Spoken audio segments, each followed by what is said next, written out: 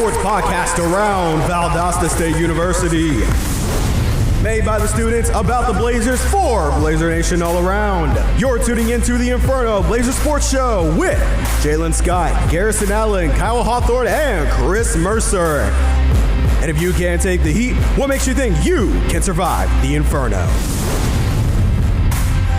On this Tuesday afternoon in South Georgia, we welcome you to the Mass Media Building at Valdosta State University for today's episode of the Inferno Blazer Sports Show, the sports show by us students about the Blazers for Blazer Nation, alongside Chris Mercer, Kyle Hawthorne, and G. Allen. How are you guys doing today, man?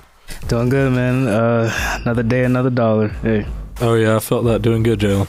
Yeah, good. I love how Jalen's just out here using full-on government names for G. That's crazy. I was expecting it. After the last episode talking about R.I.P. Jack, he didn't die. He's just no longer with us. No, and I remember, again, refer to you as G. If I ever refer to you as Garrison, you will probably kill me. By the way, mentioning Jack, happy late birthday to Jack as of recording. Yes. Yesterday was his birthday on September 9th, so happy 22nd, or is it 22nd or 23rd?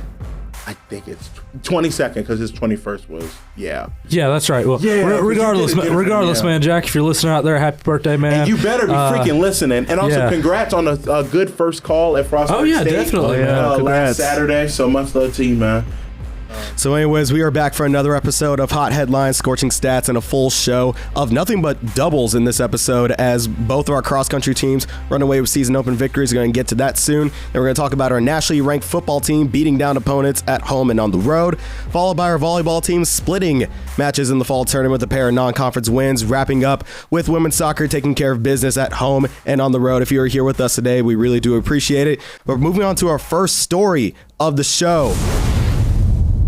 Both our cross-country teams running away with huge Border Clash victories, the sixth running of the VSU Border Clash. Both our men's and women's cross-country teams take first place with 6 top 10 finishes for the women and 5 for the men. Now, The thing to kind of look at here for this meet was, even though the men only had 3 other teams to go against, they still literally ran away with first place. I mean, the top 3 out of these 7.25K that the men ran were Blazers. All 3 of them were Blazers, led by Junior Parker Jackson, Nicholas Waddell, and senior Elijah Pace. By the way, Waddell, a freshman, getting his first collegiate action and a second place finish in the 7.25K overall for a men's team first place finish. Coming from the EFRSS XC, which provided us the stats and the times. I mean, again, Valdosta State finishing first, second, and third. Jackson running 24:54, Waddell 24:56, Pace 24:57. So all of them finishing literally within seconds of each other.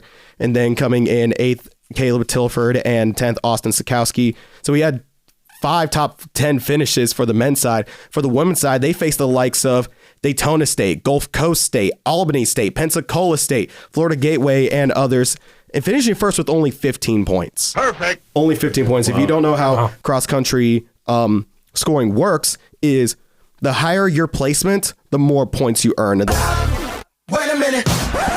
Quick editor's note here. What I actually meant to say was the higher your placement, the fewer amount of points you get, not the other way around. So, got that one completely wrong. That's my bad. You blew it! The whole point of the deal is to get the least amount of points. So only 15 points scored by the women's team, an average mile time of 21 minutes and 12 seconds, and a total time of an hour and 46 for the Blazers. And here's where it gets kind of cool. The top 5 of the women's side were all Blazers. The top 5 were all Blazers. Caitlin Koss coming in at number 1. Catherine LaCroix coming in at number 2. Sarah Simpson at 3. Anna Brown at 4. Ella Burnett at 5. The freshman coming in at 5th place.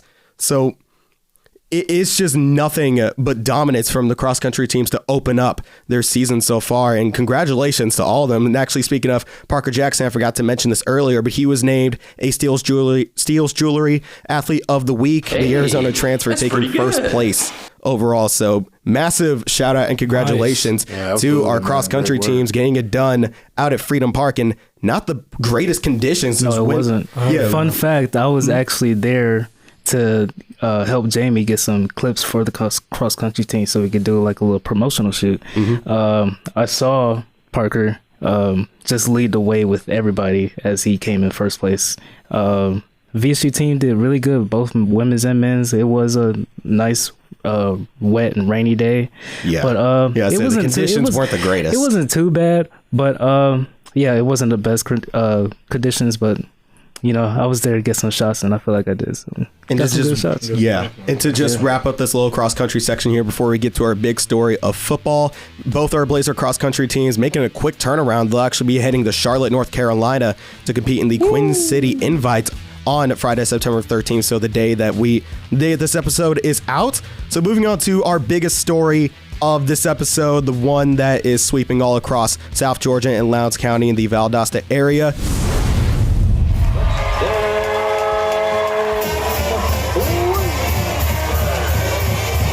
Top 10 ranked Blazer football team silences Albany State and Newberry at home and on the road. But a quick little sidebar, speaking of Valdosta football, Valdosta High School picking up a close 35-28 win over Jesuit in Tampa, Florida. So massive congratulations to the Valdosta Wildcats for picking up a close win against a Florida opponent. Oh yeah, traveling all the way down there and, you know, taking care of business. Yeah, to Tampa. Great. Yeah, always good. That's great. But I mean, you know, when we look firstly into this Albany State game, the South Georgia Labor Day Classic, I mean, I think everybody's kind of expecting us to kind of come out a little slow.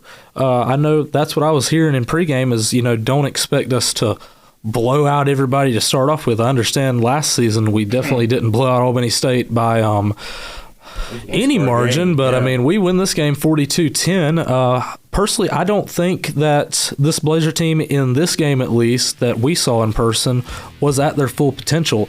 They played good.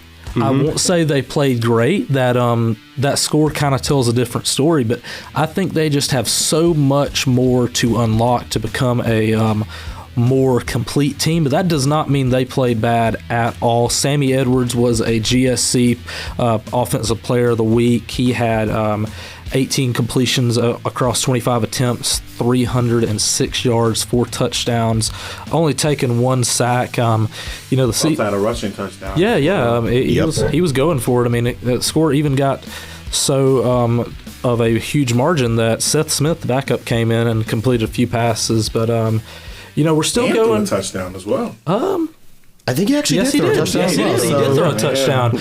That's what happens when you write for the Spectator, because you got I looked at all that stuff. Also, read the Spectator, please. Oh yeah, shameless plug for shameless plug. But shout out to the Spectator. Our in-house sports editor Chris Mercer over there. But yeah, go and support what he does. Yep. But yeah, you know, VSU football still going with the running back by committee deal with Jaden Henry, Bud Chaney, Blake Kester, and company. Multiple attempts for all of them. They're all getting pretty good yardage. You know, so VSU's always been a passing team. We're obviously more of an air raid kind of offense. We are where the air raid was perfected. Yep. We're not where Coach Mumme created the air raid offense, but this is where he and the late Mike Leach perfected it, if you will, at Valdosta State. I will say this, though. Sammy was in mid-season form. He did great. I think that offensively, the plays were right where they needed to be. Yeah. And shout out to Rodney Bullard, who really stepped it up in that game. And he looks like the clear-cut one this year. And we'll talk about the Newberry game, but just so far this year, he's taking the place of BK Smith, who was such a pivotal role in that wide receiver core. Bullard really stepping up to that role as a I love how he took his number too.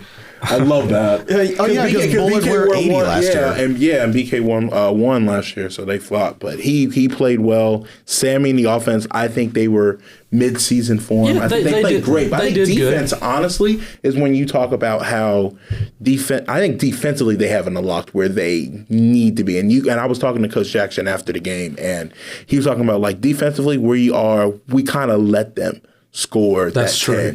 Where, we had the silly penalties and we allowed them to get in the field goal range. Like at one point, in the first half, they go on a 18-play drive, Albany State, and they were only able to muster a field goal. And a lot of that drive consisted of bad penalties by the Blazers, like a holding or pass interference, or something silly like that, where you're allowing 3 yards, then 4 yards, and getting first downs off of that. So I think defensively they're not where they need to be, but offensively they showed all of their might. And credit to Albany State coming up to the challenge. 'Cause I know they had a guy that was making his first career start in that game.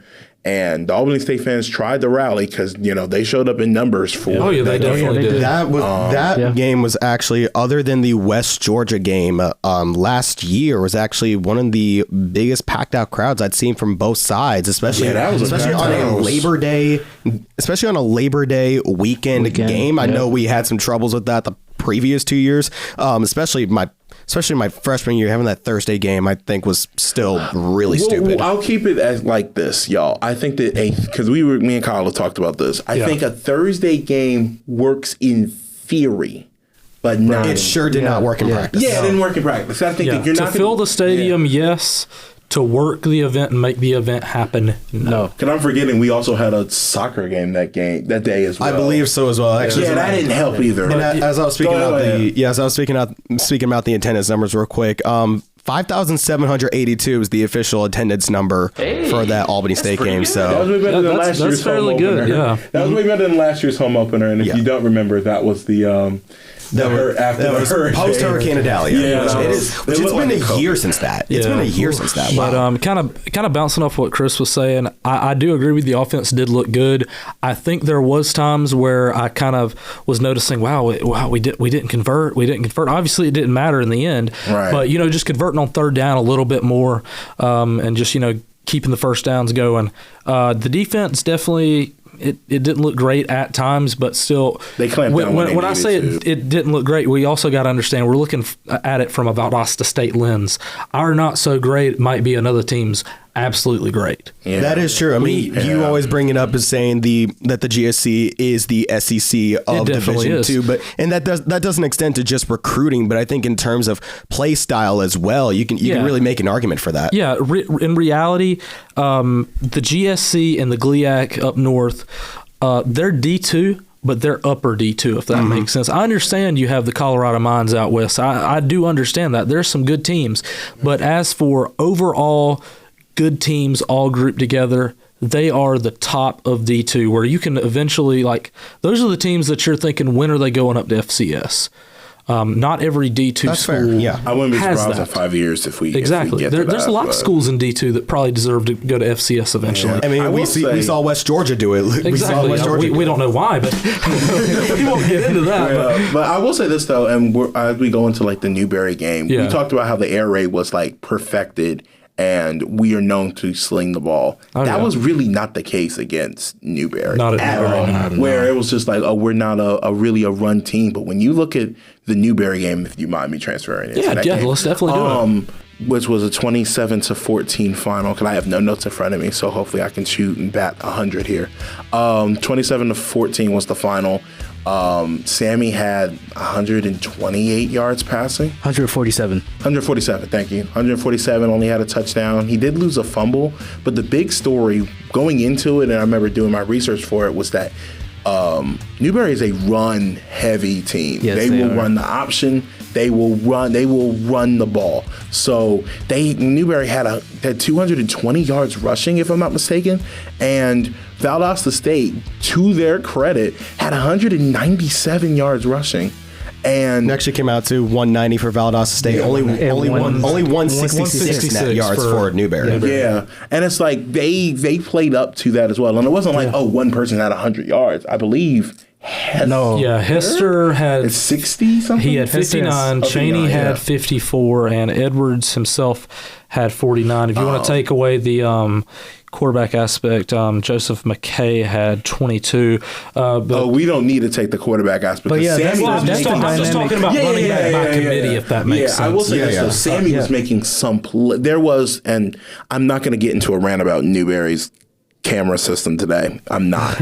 But there was one play that really stood out to me. It was third down. It was right, I think, after the 2-minute warning, where Sammy is rolling to his right towards Newberry's sideline, cuts back, jukes a defender, and he picks up, by sheer will, picks up that 12 yards. And you hear the Newberry commentary team talk about, man, he reminds me a lot of Fran Tarkenton. And it's like, one, if you know your football, that's a great comparison to be compared to. But it's just, he was really able to show his mobility. And talking to him after the Albany State game, it was like, I really don't want to move as much in terms of being mobile, but it's like, I will use the feet if I have to. And he used them well there. Which actually kind of poses the question. You bring up Fran Tarkenton. Do you think, how much of a fair comparison do you think that is between Edwards and Tarkenton in terms of style of play? I think that Sammy's arm talent isn't there.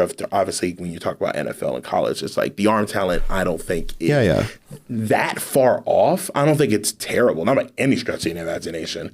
But I do think that the comparison is probably as accurate as I can possibly imagine. But I think he kind of also reminds me of, and this is everyone's age group when I say this, probably a lot of like Brady Quinn when he was at Notre Dame. And he reminds me a lot of what he was able to do there, and like a A.J. McCarron when he was at Alabama. But I like his game a lot. I think that he has a great arm, and he doesn't get a chance to show it off. Like not in this particular offense. He's got a very balanced tool set, I think. His mobility is underrated. Yeah, but when you think of like quarterback archetypes, you obviously have the pro style, the dual threat, the rushing quarterback being the types of like your Justin Fields, your Lamar Jacksons, pro style, at least coming out of college. Mac Jones is a very big pro style quarterback. Trevor Lawrence. Who else am I thinking about? Haskins was a dual threat, which actually kind of puts me to a lot of the dual threat quarterbacks like the C.J. Strouds. He reminds me a lot of Stroud. Like if Sammy gets to that next level, and obviously going from D2 is not the hardest thing in the world. I mean, it's one of the hardest things in the world, and it's like not a small feat. He could be a sneaky pickup for someone on a practice squad or at that next level where he can really grow his game, because I think that it's not all the way complete. I could see him as a Tyson Bagent type of player. Yeah, because he graduated from Colorado. So, but I will say this though: the biggest thing is as well, both of them, both Newberry and Valdosta State had turnovers. Both of them on fumbles. In a game that VSU didn't necessarily dominate through the air, which is not unlike VSU, even though, again, they dominate through the air considering the fact that Newberry, because they run the ball, they sure don't pass, because I think they had, 50 passing yards. 50 passing yards. Yes. 50 Jesus, passing they yards. could have had us at quarterback, other than Jalen. He probably throws some interceptions. He's a Dak Prescott guy, But I will say this in terms of defensively, again, they were shaky at times, but they clamped down when they had to, and considering the fact that the offense were able to adjust to Newberry's game plan and use it against them in that particular way, where you were able to get running back by community. And we mentioned, 3 running backs or 3 players that at least had 50 yards rushing? Something along those lines. So it's like they played brilliantly in this game in terms of running the ball. And I mean, if they can get a lead rusher, because Hester really broke out. It's actually just one running back with 61 yards rushing, Dwayne Wright. 50. And then the quarterback, Isaiah Whiteside, he had 84 yards rushing. Wow. Oh, yeah. Newberry's leading rusher was the quarterback. Yeah, I will say this, though. I love the game plan of it and how they were able to adjust, because that was something that we really didn't see last year in terms of switching up the game plan and using their own game plan against them. Yeah, and you got to have that. That's the reason we lost in the playoffs last year, is because we were unable to throw the ball and we couldn't adjust to the run game. Yeah. So this is why I really like this game, looking forward. Can we swap? Can we go away from the pass, go to the run? How do we incorporate both of them? I understand it's an air raid offense and you're going to be pass heavy. You can't be one-dimensional. But you cannot be one-dimensional. I will say this. I remember we talked about that in the pod last year after we lost this. You got to have every aspect to win a championship. I will say that. Yeah, that was great. But now we transition into this week against Fayetteville State, and this is as close as bringing Raleigh, North Carolina to Titletown, my hometown is Raleigh, to VSU as Fayetteville State out of Fayetteville, North Carolina, aka J. Cole's part of the world. They are a defensive team. They are coming off of a 35-31 loss to UNC Pembroke in the previous week. Last year in terms of defense, they were averaging just under 16 points per game given up on defense. So they are going to be tough to stop defensively. So it's about breaking through that wall. Offensively, one of the things I noticed that they had 2 quarterbacks come in the game at Fayetteville State. So it's going to be interesting to see who they have coming in because each of their quarterbacks at least threw 8 passes. Kind of got a 2 quarterback system, which a lot usually like Matt does Rule. not work. Yeah, I was just getting ready to say that. You can look at Matt Rule and a lot of the QB systems he ran that may have worked in college but did not translate to the program. Well, thank you, Matt Rule, for shutting up Colorado, but that's not a conversation for another day. That game's coming up this Saturday, Fayetteville State and Valdosta State. First ever meeting between the two. I'm a bit at least as far as we know. I looked extensively. You looked extensively. This is the first time? This is the first ever meeting between the two. Wow. VSU, in terms of common opponents last year, I hope this name sounds familiar.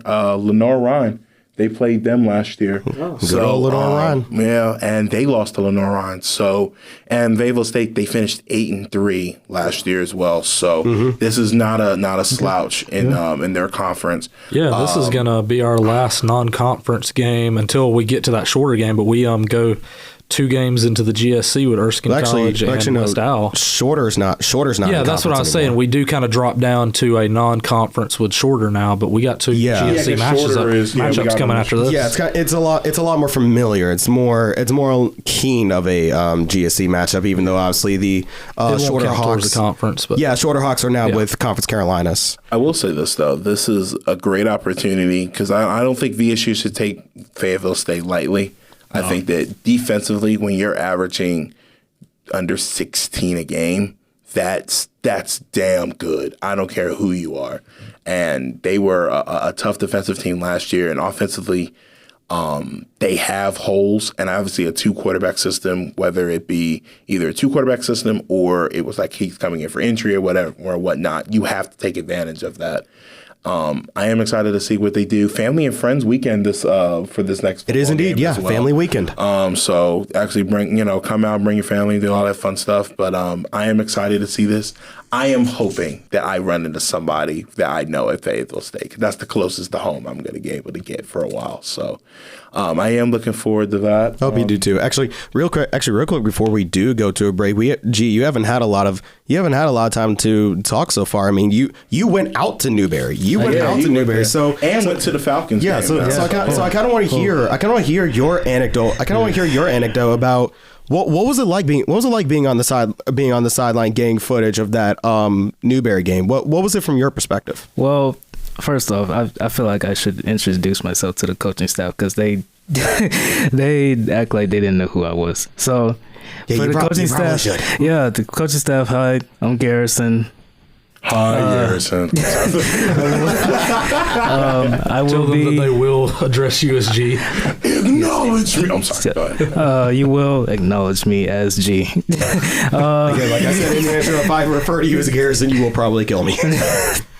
Not if the Cowboys do it first. Right. The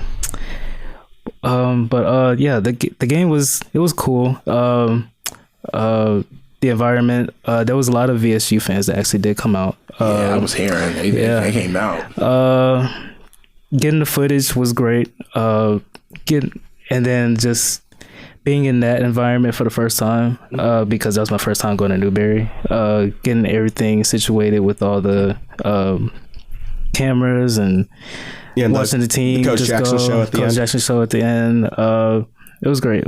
I had fun. What do you think of the new uniforms for VSU on the road? Because they broke out the red pants. They did. I remember I spoke about those. Kyle, you can go back to this. I said VSU white uniforms, red numbers, black outline would have been perfect. Yeah, I think that would have been perfect. I think it's the plain black and white. I think it's a solid look. Red helmet. It was. Honestly, it would be good, but you got to wear your black pants with it. I think so too. The Yeah, red if you don't have, That or if your you white don't have a pants. red helmet, it would have like if they had a red helmet with what they had. Oh my god! Yeah, white it would've pants, gone black off. pants, not red. I would have gone. Yeah, I would have gone with the black pants. Like you were missing black. Like it was very noticeable. But I think in that case, I think we found a good spot to wrap up this segment. So we go into a break. Which, by the way, just so we want to mention it, G, I know you were witness to a very very bad injury that happened to one of New Berry's players. We hope nothing but the best recovery from him. It was a pretty nasty injury that we will not get into much detail about. Gee, unfortunately, again, you had to see it all. I saw that. Very unfortunate. I'm T's and P's for that guy, man. Yeah. Well, you're not going to skip over the fact. What happened to your Falcons stuff? You let I mean, let's go to break. Go to break, Jay. Let's go to break. I mean, we got two winners over here. And And on that note, we're going to take a quick break here on the Inferno Blazer Sports Show. We'll be right back after this. What? Hey there. Suppose you want to hear more hot headlines, scorching stories, and humorous but informative commentary on all things Blazer athletics? How about subscribing to the show, following us on Instagram at the Inferno B.S.S, or checking out our website at www.sites.google.com/view/the Inferno B.S.S so that you never miss out on any episode of the Inferno wherever you get your podcasts. You're listening to the Inferno Blazer Sports Show, the sports podcast by the students about the Blazers for Blazer Nation all around. And now, back to the show. Jalen Scott back with you guys here at the Inferno Blazer Sports Show alongside G, Kyle, and Chris. Back from our little commercial break. We're going to switch gears here and move on to volleyball. Already 4 matches under their belt so far. They picked up 2 wins out of 4 against the likes of Rollins College, Erskine College, which, by the way, I found out not too long ago that it's actually pronounced Erskine, not Erskine. Bruh. And Rollins was Rollins, not Rollins. I would like an apology on behalf of this podcast. I would like an apology because you know what clip is about to get played, Jalen. No, I'm just like, I couldn't even say Choctaws in the one time. But you tried to say Mississippi State instead of Mississippi College. Oh my God. I mean, listen. Awful. Listen, I'm only laughing. I've been there too, man. I was sitting there too. Honestly, I've been there too because I actually called Young Harris. They're called the Bobcats, but I kept calling them the Mountain Lions. Yeah, I kept calling the Chargers the Mustangs. Don't worry about it. See, folks, all 3 of these guys do this stuff in public. When I mess up on a name like I did earlier, it's just on the podcast. These people do it in front of a crowd. We make mistakes. We are very prone to making mistakes. At least we're not humans, not like aliens. And when you talk about the Mississippi State Choctaws, and I love how it's Jalen's first commentary on Flow, and congratulations, by the way. And y'all picked fun of me to death about the Mississippi State Choctaws. No, listen here. And then, Mississippi State Choctaws. Hold the hell on, because I had to hold this in for a year. How did you say Choctaws? I let it go by. I let it just, You really let it go by. It's just a basic mispronunciation, really. I messed up, but that was one day. You messed up multiple colleges. Okay, I messed up one and I got right through the coals. You messed up 2 and we excuse it. No, we not. No, I am off the hook. I am off the hook as of this day, and I'm talking to you, Jack Calhoun. You're the one that just keeps texting me, yeah, what's going on? We need some Mississippi State Choctaws. You know what? I'm tired of that. I'm tired of it. I'm tired. Anyways, back to the actual topic on hand. Again, it was against Rollins, Erskine, Winston-Salem State, and Converse University. The final tournament results ended up coming out to be Rollins finishing the 2-day tournament a 4-0 record. Converse, a legitimate shocker. I did not expect the kind of play that we got from Converse, finishing the day 3-1. Valdosta State coming in 3rd, going 2-2. Erskine at 1-3, and Winston-Salem unfortunately failing to pick up a win, going 0-4. Going over the match results for VSU. And now, ladies and gentlemen, it's time for some Blazer volleyball! First match of the tournament, that 9 a.m. match, man, I don't know if it was just the fact that the match started at 9 a.m. and the fact that most of us had to be here at 8 for that, and it's just the first match. But Converse would end up defeating VSU 3-1. The teams were dead even. If you were to look at the box score for that match, the teams were dead even, but where Converse shined was on more precise serving placement. Their serve-receive game was fantastic, especially the likes of their graduate libero Mackenzie Day and their freshman Jaden Johnson having a great tournament in terms of serving, and Converse would end up committing the fewer attacking errors, which is pretty much the only thing that separated the two teams. Converse just committed less attacking errors. And with every error you commit, that's a free point for the other team. Otherwise, it was a dead even match. And sophomore Haley Holder will get her first career start. Junior transfer Sabrina Onsens will come into the third set and start the fourth. Christina Pettigrew and JoJo Smith led the team in kills, 14 and 11 respectively. Audrey Bennett, of course, doing her thing in terms of assists with 39 and also notching 2 aces for the Blazers. And we're going to bring this name up a lot. Junior Katie Kallenberger had herself a fantastic tournament. This is just only the first match with 3 solo blocks in just that one match. So we move on to our second match against Winston-Salem State University, a very young team that brought in 8 newcomers. So you kind of have a very experienced, rugged team against a lot of newcomers trying to find their place, especially under a first-year interim coach in head coach Krista Brown. VSU would end up moving sophomore Lily Glover to the libero position, which is what the team did midway through the season last year, replacing Gabby Ortiz, who has since departed from the team, and replacing Kaya Baker, who got moved to being more of a defensive specialist and just a back row specialist. Glover playing the libero role, 22 digs, 5 assists for her. It was an offensive clinic for VSU, holding Winston-Salem to under 15 points in 2 of the 3 sets. Winston-Salem failing to hit at a positive hitting percentage. Not even flat zero. The Blazers held Winston-Salem to a negative hit percentage in all 3 sets.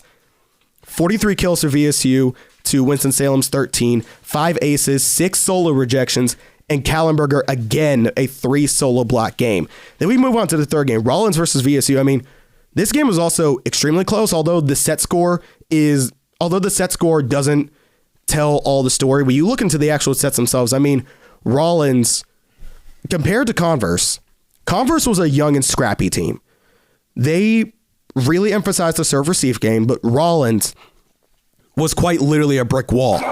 They were literally a brick wall up front with the likes of Jaden Troutman, their captain, Lana Gerard, Natalie Horsley on that front line, on that front row, were blocking machines. Let me just put it this way. One of VSU's greatest strengths ended up being the sword used against them. It's kind of a lot similar to, I'm trying to think, I believe it was the 2018 NBA playoffs, the Houston Rockets, when they faced the Golden State Warriors. I mean, Houston lived and died by the 3-pointer, and literally in one of those games, I can't remember. I think it was either Game 6 or Game 7 of that series. Game 7. Houston died by the 3-pointer. Yeah. Golden State hitting 3 points left. Someone lost a lot of money on a parlay that night. I would imagine. And again, 27 times over. 13 blocks for Rollins, 9 of those solo. VSU only having 7. And in that match, JoJo Smith hit for a negative percentage, and probably a very, very rare opportunity we will ever see out of JoJo Smith. Only 2 kills, 8 errors on 20 total attempts. But I mean, how much can you really blame the Blazer offense for not getting the kills when they're getting blocked left, right, and center by this Rollins front row? They were all over it. Yeah, it was pretty hard to watch. Yeah. It was rough. They gotta make some adjustments. But it was tough. But but I say this by saying this as well. It was a really close game. That was a very, very close match. Although again, the set score doesn't quite say it. But the Blazers just couldn't get through that brick wall up front from Rollins. Again, a Sunshine State Conference opponent. That's probably one of the toughest opponents we're going to face. That Sunshine State Conference is stacked. And then to round out VSU's matches, we would end up defeating Erskine 3-0. Attacking duties were a lot more spread even between JoJo Smith with 9 kills, Audrey Bennett with 6, Mackenzie Murray with 9, Christina Pettigrew with 7, and Katie Kallenberger leading the team with 11 kills in that set. VSU definitely found their defensive groove again with 9 blocks, 47 digs. Erskine was on a potential comeback. They were on the verge of a potential comeback in set 3, but VSU ended up shutting it down with 16 kills, 3 errors on 34 total attempts on a 382 hit percentage. So we kind of saw a good mix. We saw a good mix of what VSU is capable of. We're still as strong as we were last year, probably even stronger on the attacking front, if you excuse Rollins. I mean, against Rollins, a team that took one of our greatest strengths and just beat the Blazers over the head with it. I do have a question for you, though, Jalen. What would that be? Do you think that your predictions of where VSU volleyball can be still intact, or do you think that there are certain holes that they gotta fix now before they can reach their potential? I believe it's absolutely still intact. Because what I saw from the Blazers, especially watching and calling all 10 matches, like I got to watch all 5 of these teams play against each other, not just Valdosta State, but I saw the likes of Rollins versus Erskine, Winston-Salem versus Valdosta State, Converse versus Rollins. That was a really entertaining match, by the way. But all these teams had various different strengths. They all had various different strengths and weaknesses. Erskine and Winston-Salem being very young teams, still trying to figure out their pieces. Erskine had fantastic energy on the bench and on the court as well. Their willingness to never give up was astounding. It was admirable. Winston-Salem finally finding their groove on offense, but they were great at defensive positioning. Rollins, a great all-around team, but they specialize in blocking. Converse, again, a mix of veterans and newcomers that seemed like a very complete team so far, and Valdosta State probably being one of the most experienced teams, especially on the hitting front. Every team brought a different challenge, and that's really something that when I interviewed head coach Kayla Zuha prior to all the matches, or at least prior to the couple of matches that I was able to, that's something she really emphasized, that every single match was going to be a different challenge. It was going to be a different thing, a different hump to get over. In the sense, again, with Rollins, it was the blocking. Converse, it was the serve-receive game. Erskine, it was their tenacity, their mental fortitude. Winston-Salem, it was their defensive positioning. So I think this VSU volleyball team still most definitely has the potential, once we get in the conference matches, to really show what they were capable of. They weren't predicted to finish 3rd in the conference for nothing, below the likes of West Florida and Lee, I believe it was. Because Lee has always been one of those teams that just they were like that team that just always has VSU's number. Yes, but in West Florida, as well. I mean, West Florida won the conference last year, so obviously they're going to be picked the favorites. But VSU, finishing 5th last year in the conference, now predicted to finish 3rd. That's for a reason. Yeah, man. Yeah. It's really going to be that veteran leadership and that experience. It's just sometimes you have an off game. You have an off game, and I think especially against the likes of Converse and Rollins. Against Converse, I wasn't really expecting it, but Converse really shocked me as a team with how they were performing. Rollins, watching their couple matches before playing VSU, I knew what to expect. They were a very upfront blocking kind of team. So to kind of push back the question that you just gave me, Chris, to you guys, because I know we were all at that tournament at some point and maybe watch one of the VSU matches. So I got a chance to listen to a lot of your calls, Jalen, and congrats on that, man. I did 10 straight. I did 10 straight matches. Sick too. Being sick with the cold. He got all the volleyball he wanted and probably a little bit more. Yeah. And I'm gonna have nothing but more of that throughout the next couple months. He had his flu game. He had his flu game. Yeah, he had his flu game. But it's the one time I'll give Cowboy fan a lot of credit. Oh, whatever. Yeah, man. But so far, I think it's honestly been a really decent showing in these non-conference matches. The Blazers are an all-around team. It shows where they need to be in terms of growth. And I think this tournament each year, especially last year as well, it shows where do they need to grow. Especially in these out of conference, because that's when you want to make those adjustments, especially in a long season. Yeah. Make those adjustments of okay, we can't do this, but let's see if we can do this instead and make these adjustments. Because that's what this early season part, this tournament kind of reminds me of what preseason is in other sports, where it's you're trickling and figuring out things in real time. Kind of to a degree. And then when it's time to get into conference play, yeah, you know what game plan to go with, you know what you want to do. So, but I mean, they still had that energy that I expected out of the Blazers. And honestly, 2-2 is not bad where you could be a 1-3 or 0-4. And when we're asking different questions, I think they are perfectly fine at 2-2. Yeah, you wanted to be better, but this you can't ask for. Because I finished third amongst the teams? Because they're at third. Because Rollins 4-0, Converse 3-1. Again, those are two teams. Well, I mean, again, Converse and Erskine were probably the teams that surprised me the most. I mean, again, Converse being so excellent at the serve-receive game, Erskine being such a.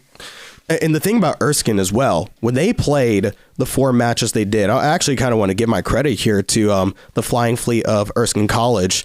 I mean, they played with a tenacity and a mental fortitude and toughness that you very, very rarely see out of a team. I mean, even if they were down 6, 7, 8, even 9, maybe upwards of 10 points in a set, their sideline and their bench for every great highlight, for every great moment, they never got down on themselves. And I think that was a really, really key element that really pushed Erskine to actually playing a 5-set thriller against Rollins. Rollins, again, here's the thing. Rollins was predicted to finish 8th in the Sunshine State Conference. However, the Sunshine State Conference has the likes of University of Tampa, Barry University, Nova Southeastern, Lynn, St. Leo, I believe, as well.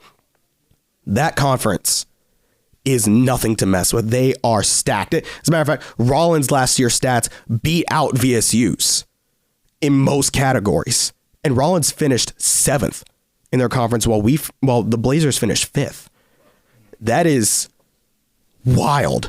That is a wild thing to think about. And as we're going to wrap up this little volleyball segment here and transition onto soccer, the volleyball team's next match will be at the St. Leo tournament on September 13th and 14th versus the likes of St. Edwards, UVA-Wise, St. Michael's, and host team St. Leo. And they'll be back at home here at the complex versus the University of Tampa, just mentioned them earlier, on Friday, September 20th at 6 p.m. for like a border clash kind of thing. I believe we're playing Tampa and Florida Southern.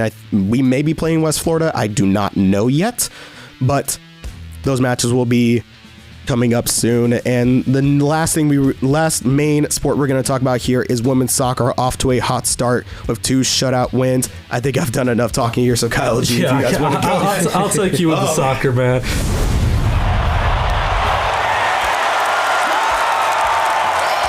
So we get our first game of the season at home at the soccer complex, and it was an all-around it was a beatdown for soccer. Yeah, it was a fantastic match. We had a lot of shots on goal because, I mean, we were getting those opportunities. VSU takes 18 shots, 12 on goal, compared to Middle Georgia's. They only took 2 shots, 1 on goal.